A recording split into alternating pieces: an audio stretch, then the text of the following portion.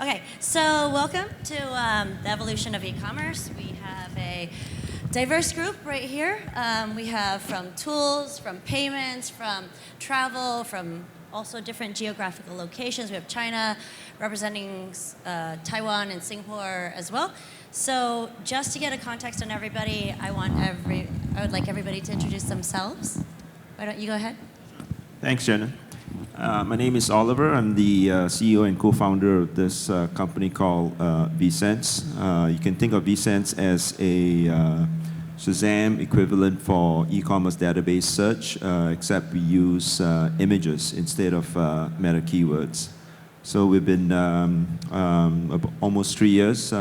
Started this company about 3 years ago, spun off from the National University of Singapore, and it's been a tremendous ride since. So we are venture-backed by a couple of investors, including Rakuten Ventures.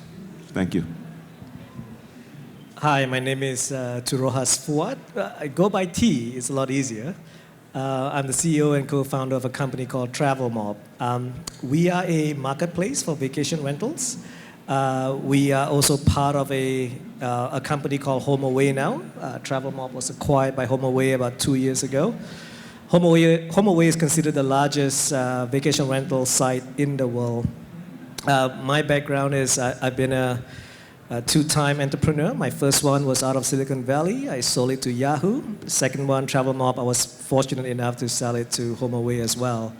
But prior to that, I was running Skype for Asia. I was running the mobile division for Yahoo for Southeast Asia as well. So I've been in the internet industry for close to 20 years. That's kind of how old I am. It's scary.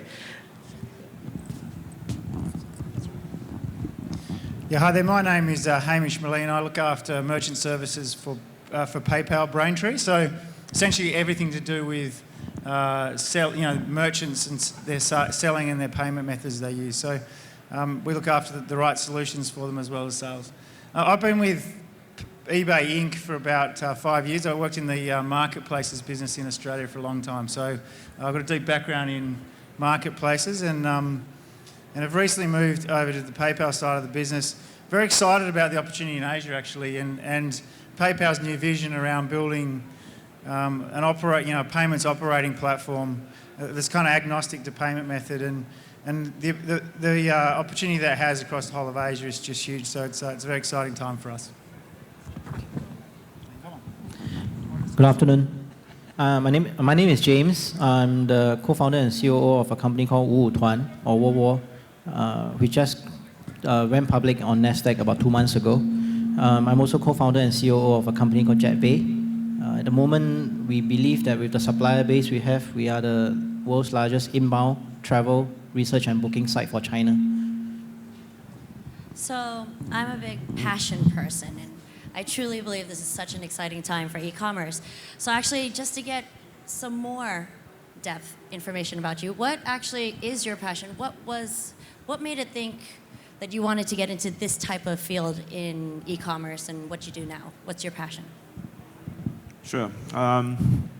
Well, we didn't really start up, at least for me, we didn't really start up focusing on e-commerce, exactly. It was a solution that was being developed, and when we looked at what are the pain points and where are the problems that we're trying to solve, e-commerce came up as the most natural way of solving that problem. Okay, that's got to do with search experience, browse experience, and discovery experience. I mean, how difficult it is to find a piece of clothing, all right, using keywords on an e-commerce website today. And I bet you, okay, we did a very simple experiment with a simple dress.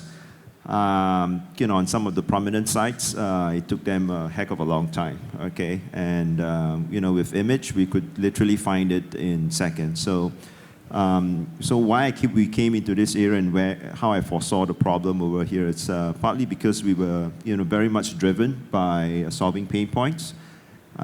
So today we work very well with e-commerce websites as well as marketplaces. So this is what we've been doing since. And T? I was very impressed and I was taken back by this whole concept of the sharing economy. Some call it collaborative consumption. But essentially it is an empowerment of the people, right? It is a moving from corporate to individuals, from structured to unstructured. That part of the whole concept of sharing economy excites me. And I do believe that it is the next generation of where e-commerce is really evolving into. It is, in a way, how eBay started, right? Ability for putting buyers and sellers together. But sharing economy takes that a little further by saying, well, I have assets, I have services that I can offer. Why can't I put that in a marketplace and allow me to help me find my supplier or my demand? And there were companies like Uber, for example, which is based on sharing economy, TaskRabbit, of course, companies like Airbnb and HomeAway. Those are the pioneer of this, of what I was looking into. And I realized that back in Asia, there were not too many players in that field. We're probably number 6 or number 7 company that kind of came out with that. So we're not the earliest, and we're not the last. But I guess it boils down to a little bit of execution and move faster than the rest to kind of get there. But that's how things started. Yeah, so I'm with you, T. I started at eBay, and the main reason was because I saw it as a real disruptive business model, right? And it was enabling small players, entrepreneurs, small businesses to actually access a market that they couldn't before. And frankly, I was thinking to myself at the time, and I was a bit passionate about the big business taking the world, and how do we enable others to participate? And so that was my original motivation for getting involved. I think now I've got a real appreciation also for the payment space and how at times inefficient or how hard it is to move and manage money. Particularly now we're so global, and Asia is this great example of how all of these transactions are cross-border, moving money through currencies and cross-borders, and equally starting to create financial inclusion for people in Indonesia and Philippines and in these countries. We have an opportunity at PayPal to actually help make that happen, and so I'm kind of really passionate about that side of our business and what it does for individuals. So for us, I think I want to echo what T said about execution. So for our business, for 55 itself, it's nothing new. It's daily deals. Or back then, it was daily deals, and it was about 5 years ago. But you see something, you want to execute it fast, and that's pretty much what we do. We have a concept called C2C, copy to China. So that's what we did. We transplanted something from overseas into China itself. And of course, we are increasingly seeing a lot of these, not just in China, but overseas, where we see someone doing something successfully in the Silicon Valley or somewhere, and bring it over to our part of the world where we understand it a little bit better. So it sounds like there's a bit of passion and a bit of pain. Obviously, with e-commerce, there's a lot of pain, but a lot of growth as well. Can I ask you each what is the most painful part of what you're doing right now, and also on the upside, what do you see as the growth potential for your specific sectors? Well, most painful points. Also, this could be an idea for the future entrepreneurs in here as well, right? Sure. Okay. Well, I mean, for us, it's innovation. We're literally, one of the first, if not the first, to introduce image-driven e-commerce experience into Southeast Asia as well as the region as a whole. So pain points, obviously, when you come up with something that is new, that's innovation, there's always that innovation curve that you have to push, and you push a lot harder than in some markets than the other. So it's very natural because there will be a lot of players that may not want to be the first to be the guinea pig, okay, so to speak, all right? But having said that, once we've been able to cross through the initial pain points, and that's where, one success leads to another, okay, because there's reference points, there's proof points, and there's learning points that can be made. So I give you an example. I mean, my first customer was actually not in Singapore, ironically. Okay, although I'm based here in Singapore itself, my first customers were from Taiwan and in Japan itself. So a lot of people ask me who are my customers here in Singapore. Well, I mean, you know, I don't have any, okay, right? That's the honest truth of the matter, and you know, but by no means is that an impediment to me to grow further. So innovation takes its time. You've got to be smart about it and push. You know, it just goes through, you know, that curve that you need to just push through very quickly but smartly. Sure. NT? So there are a lot of challenges, but maybe I'll give an example where we encountered a challenge and then we found what I thought was a creative way to solve it. And still not completely solved, but it's definitely an approach that we took. So when we enter Indonesia, we're now basically in all across Asia, right? From Japan to Australia to India and everything in between. So when we first enter Indonesia, first of all, it is a huge market, right? Everyone assumes this is the next China, the next India out of Southeast Asia is Indonesia. But there is a lot of problems with payments and the fact that, look, the internet speed there, broadband and mobile, is about 4.5 times slower than Singapore, right? So, and sometimes network can be quite, you know, picky.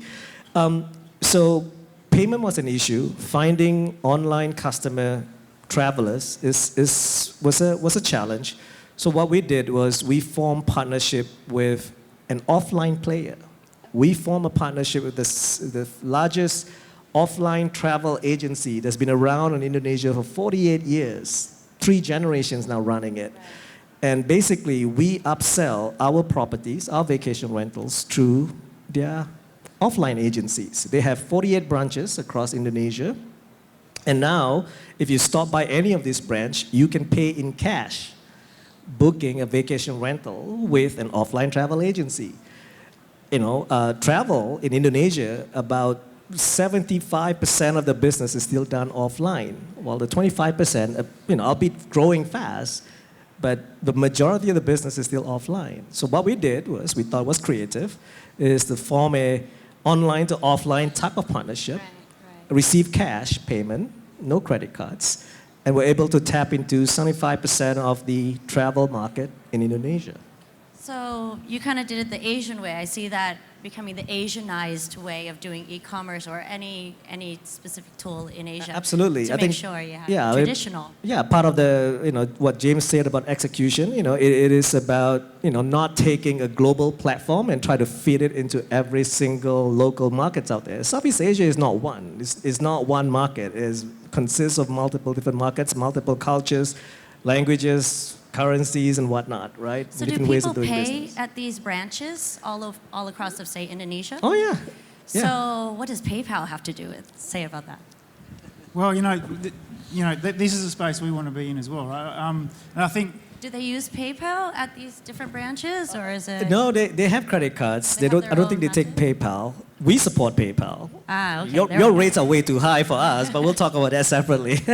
we are talking. But that must be a challenge for you as we're doing Asianized e-commerce, right? Yeah, I mean, we're going to have to look, and I had this discussion today with someone about the partnerships that we're going to need to form throughout Asia in order to do this. I don't think PayPal can do it alone.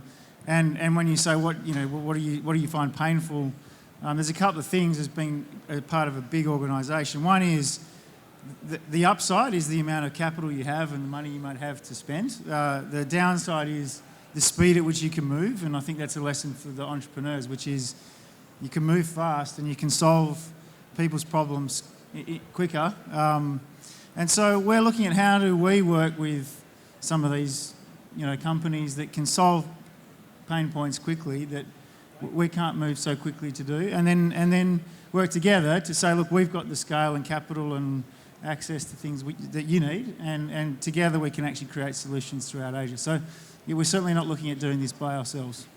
Right. We were just talking in the back about how one of your major strategies is that you just work with a lot of partnerships, specifically marketplaces and whatnot. So you do kind of have your own strategy of addressing it as well. Yeah, so our traditional partners have been marketplaces. Obviously, eBay was the biggest of those. And effectively, eBay outsourced their payment operations to PayPal and said, if you can sort out this problem for us, it's a business for you. And we obviously made a good business out of it. And we're still working with marketplace partners. And obviously, we split from eBay. We can do that more as well. But equally, we're working with shopping cart providers and pre-integrating our solutions and working with other channel sales partners that can help us. But I think more and more now we need to really, particularly in Southeast Asia, look at this last mile problem and how do people actually, they can get paid into their PayPal account, but how do they get it out? What do they use it for? Does it need to be cash? Can it be a card? These things, and the penetration of bank accounts in some of these countries is still very low. So these are the challenges we have as an organisation, and not just as an organisation. I think as a collective is how quickly will that evolve? How quickly will that change? And how can you be in the right place at the right time to take, or even influence it yourself? No, we're glad to have people like you, so we don't have to worry about payment. So you could deal with that. We can deal with all the regulators as well. That's a whole nother ballgame. So. But there is that issue about the fees. It'd be nicer if it was lower. So just to jump into, it's been said that Southeast Asia is 5 years behind China, and we have a lot of Chinese panelists or people who have businesses in China. James, maybe, can you tell us, do you think China is a crystal ball for Southeast Asia? Is there any learnings? I mean, it grows so fast. Is there something, since we're a room full of Southeast Asians, that we can learn from? So maybe this question, and just to extend on what the guys have been saying, so the pinpoints and so on, and then I'll lead it into crystal ball. So 10 years, I think my biggest problem right now is regulators not delivering on their promises. So 10 years ago, I was working very closely with MasterCard and so on, and we were talking about ASEAN Pay, which was pretty much going to be something that's big and to become another JCB or another MasterCard, Visa, even China Union Pay. And 10 years ago, China Union Pay was nowhere. It was still small and upcoming. But 10 years later, look at where we are today. We have China Union Pay, which is pretty much everywhere. ASEAN Pay is, what the hell is ASEAN Pay? It's nowhere. And that results in a lot of problems downstream because then we have e-commerce which can't put their act, we can't really collect payments that efficiently. And we have international competitors coming in like PayPal when we could have gotten the act together ourselves 10 years ago. So is China a crystal ball? Yes, today it is a crystal ball. If I were to go back 10 years in time and just look at, place my bets, I would have gone to China rather than go to Indonesia, for example. I will still look at Silicon Valley as the place to go to for new ideas. But in terms of execution and variations on top of an existing model, for example, variations on top of Uber, like what Didi and Kuaiti Dacha has done, China is a place to see all these variations being done. Sure, and China, you're also, I know you're from China, but you don't have business in China. Do you have anything to add? We do have clients in China, and I just want to echo some of the points that James have made, and whether China is a crystal ball for Southeast Asia. Whether crystal ball or not, I see China being a place where Southeast Asia can take a lot of reference points from, as well as learning points. The kind of massive investments that we are seeing in China today is leading up to a lot of new innovations as well as new features and experimentations over there. I mean, I'm not sure, whether some of you have heard, there was Jack Ma just about in March in one of a mobile conference in Europe. And amongst all things, he was demonstrating, the first ever facial recognition authentication for mobile payments. Now, how's that for China? Okay. Now, this amazing, and for a big company like that to say, hey, I'm experimenting with that. It's in beta, of course, okay. But some of the cool stuff that they're doing, and today in China, I mean, I was just reading a report the other day on the Global Web Index. WeChat mobile users are the most active online shoppers in the world today. 67% of WeChat users are mobile shoppers. Then the second, that's Sina Weibo at 59%. Now, two of the top guys in China, are leading, the game insofar as mobile consumer experience is concerned. The numbers, are there. So really, I mean, China is a good place. So echo James' point. Maybe if it's 10 years ago, I would have placed my bets earlier in China as well. So we were actually talking about marketplaces. I mean, for people from the e-com business, we understand the difference between marketplaces and e-tailing. What's weird is we started from marketplaces, and then we went to e-tail, and then now there's a recent surge of marketplaces again, whether it be marketplaces, apps, et cetera, et cetera. I think T, you had some color to add on this. What do you think? I think I'm a big fan of marketplaces, right? Obviously. I think, as you can tell, it is. First of all, it's in the space that we're in. It doesn't take a lot of investment. There's no warehouse per se. There's no logistics that we have to deal with. What we're doing is we're playing a pure middleman play to help transactions occur on our site, to make sure that the buyer and the supplier kind of meet one another and make sure that we sort of help securely transact that. I think we'll continue to see that happening in Asia because it's a fast ramp up. You may not have the kind of investments that our counterparts would get out of Silicon Valley or China or India, where valuations are a lot higher and VCs are just piling money into it. But I think for Southeast Asia, we're still not exactly there just yet. I think that's why I think you see a natural attraction to building out marketplaces because of that. I think it's easier to ramp up. But coming from e-commerce, I understand the pain of lead generation and well, not pain, just challenge of lead generation and competitors buying keywords that are brand names, et cetera, et cetera. Let me tell you this story. Yeah, no, absolutely, go ahead. Our competitors are driving up our brand keywords. We were paying 5 cents a click to Google about a year and a half ago. Now, our competitors are driving up the price to $27 and $28 a click. From 5 cents to $28, that means your acquisition of your customers have just grown a lot more. And if you don't optimize your funnel in terms of getting from visitors all the way down to actual payment, you're gonna have a much more expensive business to deal with. So yeah, I mean, it really depends on what business you're in. So the type of business that we're in, we're not seeing any more competitors coming up. If they are probably making the biggest mistake of their life because they're not going to be able to afford this. But there are other marketplaces out there where they may not rely wholly on SEM play or Google. I mean, content right now is a big play. Working with bloggers, working on content creators to basically drive traffic to your site without much cost. I think that's been one of those things that's been happening. It's been done many times over. It's just that as things progress and evolve, you find easier way to get things and hopefully drive the cost down a bit. So exactly, you kind of hit it on the head right there. Evolution is survival of the fittest, right? So, some people will die, some people won't. What is that what you're doing to make sure that he who shall not be named doesn't take you over, or? Well, the good news is we're part of a much bigger company now, and they have probably not as deep pockets, but they've been around for 10 years. They are considered the market leader on it, and we'll continue to fight, right, in terms of what it is. But the way we're doing it is we're doing it through partnerships, collaboration. Our competitor is very into their brand, into the way they're doing things. Would you say you're more localized, maybe? Oh yeah. I mean that's how we get to market a lot faster and quicker, and when we're not trying to shove a global platform into our supplier and buyer in that sense, our traveler and host. But we're trying to basically work with them to make sure that we Asianize them and we provide the best solution for them. And actually a good example would be with James.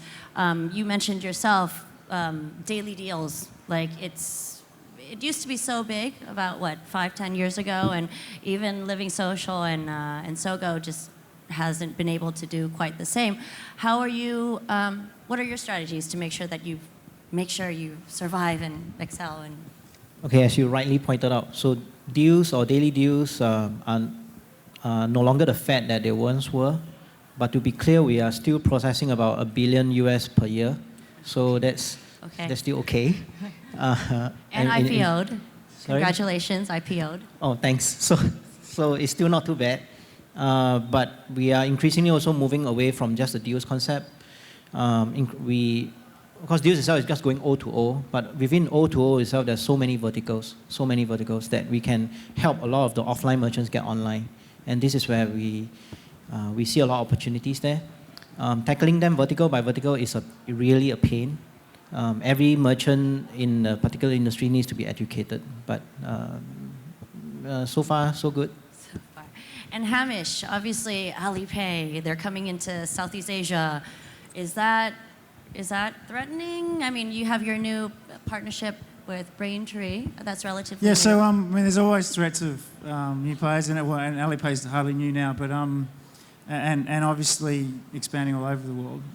We have a very good, stable base of customers, though, in a lot of our countries. So we've got a very strong business and a strong set of merchants as well.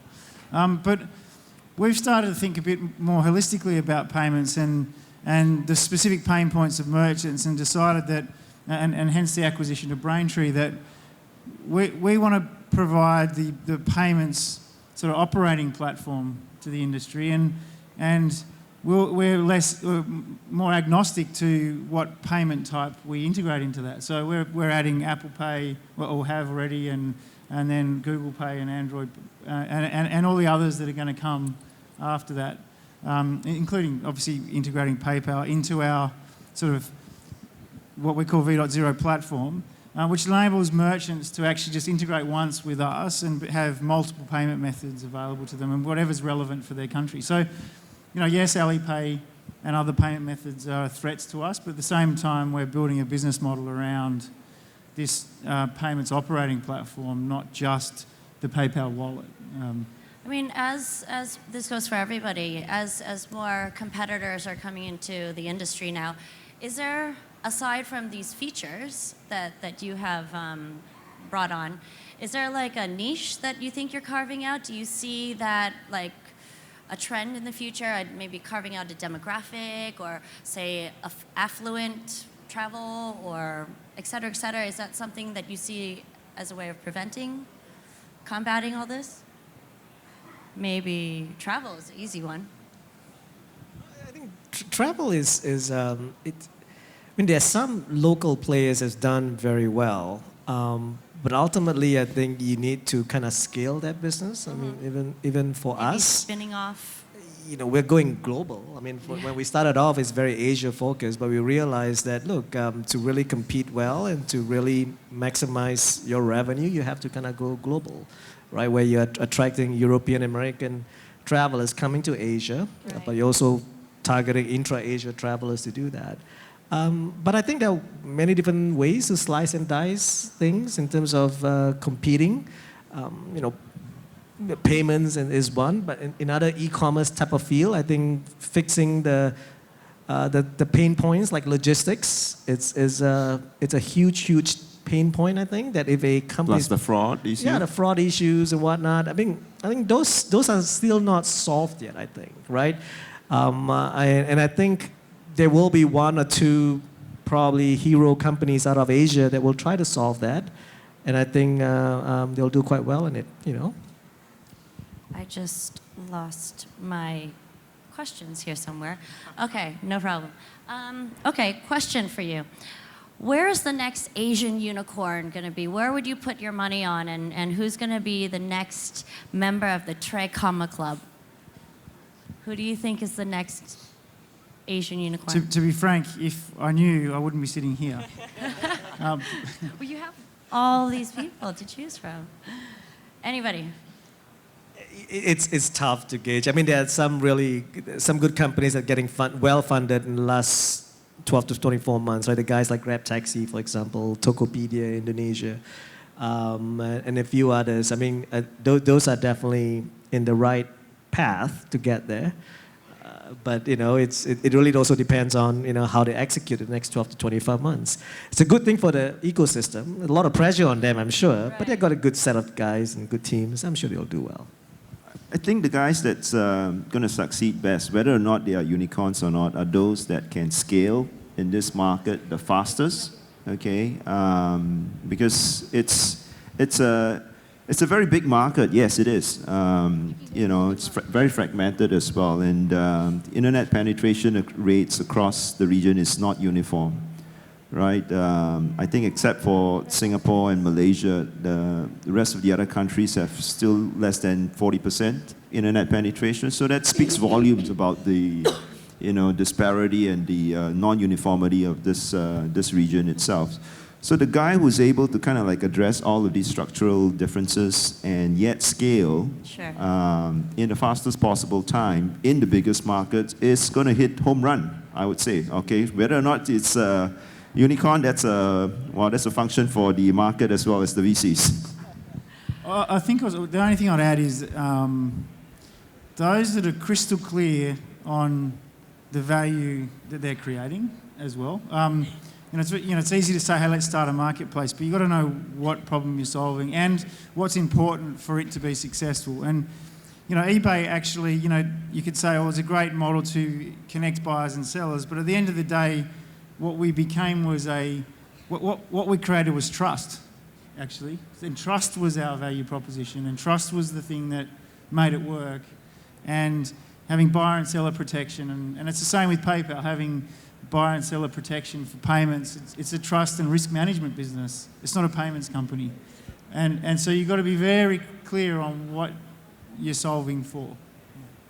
Well, I think we've run out of time, but hopefully we've painted a picture on how we're bullish with the e-commerce and the evolution of e-commerce and how much more far we have to grow. I'd like to thank you all, and go Southeast Asia. Thank you. Thanks.